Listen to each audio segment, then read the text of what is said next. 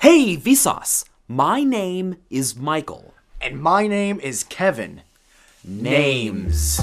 Humans give each other names, but so do dolphins. They use whistle sounds and will respond to their whistle name even when produced by a dolphin they don't know. Personal names personalize things, signifying that the named thing is capable of feeling, that it's worthy of empathy. The United Nations Convention on the Rights of the Child has declared that every human child born on Earth has the right to a name. Every country on Earth has ratified the treaty, except for 3: South Sudan, the newest country on Earth, Somalia, which has no central government, and the United States. Why? Well, some organizations inside the United States believe that the US shouldn't have to listen to another authority, and the treaty prohibits the death penalty for children. It's a moot point now, but up until 2005, 22 states allowed children to be executed for crimes. The United States follows the treaty now, but won't promise to always do so. Dunce is a bad name to be called, but an even worse name to be the origin of.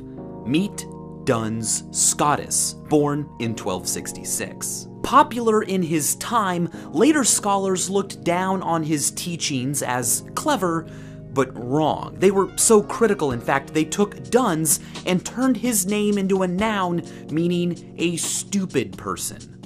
A dunce. Perhaps he'd rather have had the longest name ever, a record held by a man born in 1904 whose name was 746 letters long.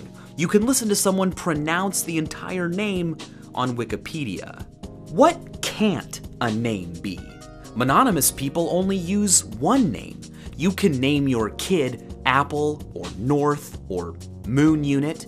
You can name your kid Football, but not everywhere. Some countries require parents to submit their children's names to the government for approval. New Zealand enforces a policy in which names must not cause offense to a reasonable person, not be unreasonably long, and should not resemble an official title or rank.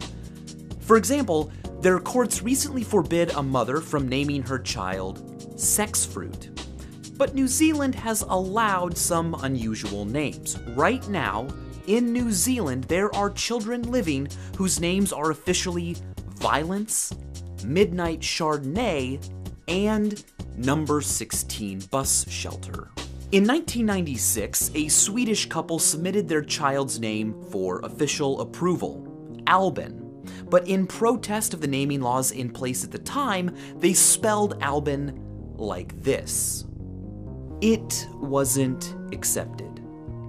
In the United States, you can name your kid pretty much anything that doesn't include obscenity, numerals, or symbols, which means, as Carlton Larson points out, you can't name your kid R2-D2, but you could, say, name your child Adolf Hitler, which Heath and Deborah Campbell did in 2006.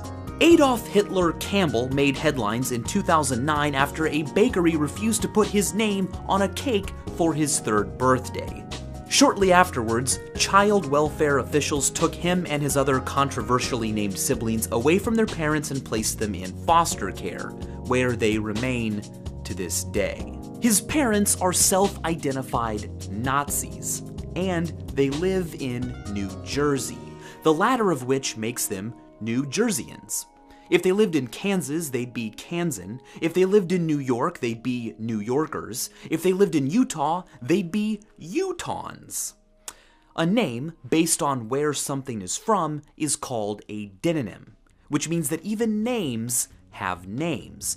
An endonym is a name given to a place by those who live there. An exonym is a name given to a place by those who live elsewhere.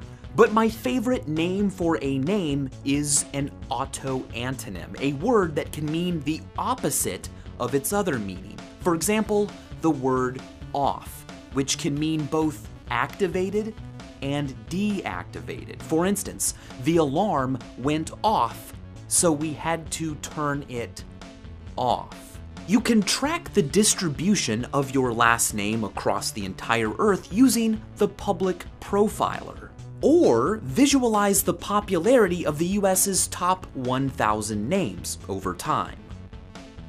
Studies have shown that your name may influence your behavior. The name letter effect is a phenomenon in which people prefer words, events, other people, and places which contain letters similar to the letters inside their own name. Measuring a person's preference for such letters has been shown to be a good gauge of self-esteem. Richard Wiseman's Quirkology is a great read on this topic. He mentions alphabetical discrimination. People with last names that begin with a letter near the end of the alphabet tend to rate themselves significantly less successful than people with names that begin with a letter near the beginning of the alphabet. Perhaps because all their lives they've been put on the bottom of lists. Also fascinating is the fact that men and women with positive initials like ACE, HUG, or JOY live 3 to 4.5 years longer than average. But men with negative initials like PIG, BUM, or DIE die about 3 years earlier than average. But interestingly, women with negative initials don't show much difference. Half of all Americans share the same 1,712 last names. 1% of Americans have the last name Smith. In China, 85% share the same 100 last names. 200 last names cover 96% of the population in Vietnam, 40% of which have the same last name, this one. Name calling can hurt people's feelings. It's at the very bottom of Graham's hierarchy of disagreement. And at the end of the day, names are just words. As the saying goes, sticks and stones may break my bones, but words are merely the smallest element of language capable of containing meaning in isolation, and as such could never directly produce the 4,000 newtons of force per square centimeter required to break bones. And as always, thanks for watching.